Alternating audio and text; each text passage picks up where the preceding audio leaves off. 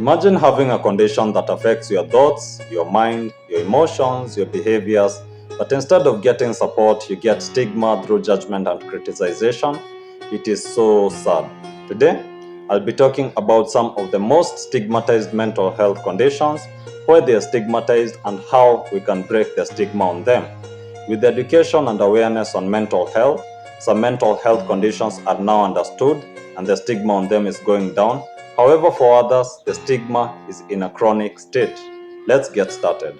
The first mental health condition that is stigmatized a lot by the society is addiction disorders, because a lot of people think that addiction is more of a choice than a disease.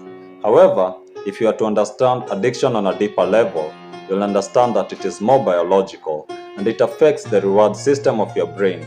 And so it reaches a point that you can't control the addiction. It is now a disorder. That's why we say substance abuse disorder. The word disorder means that you need professional help or you need support. It's not something that you can just snap out of it.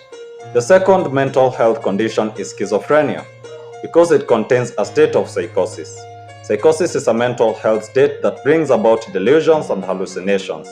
And this is what a lot of people term as bizarre, mad, or insane. But we should try as much as possible not to use such words because they carry a weight of stigma in the society. We should offer them support. If you know that someone is schizophrenic or is having psychosis, instead of laughing at them or talking about them, we should try and find ways that we can support them, either professional help, support groups, in order to end the stigma. The third condition, although by now it is being understood, is depression and anxiety in men. If you are a man and maybe you have shared your state of vulnerability, you have cried, shared your struggle, you might have been told, man up or act like a man. However, what I can say is that depression can affect anyone. Depression is a mental health condition.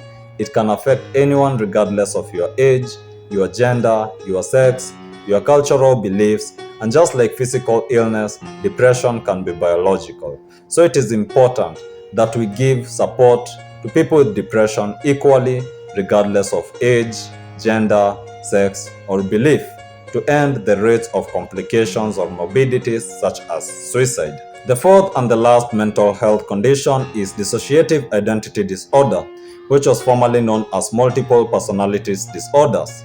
This is because people with dissociative identity disorder may portray different personalities and different identities, which may include their name, their age, their gender, etc.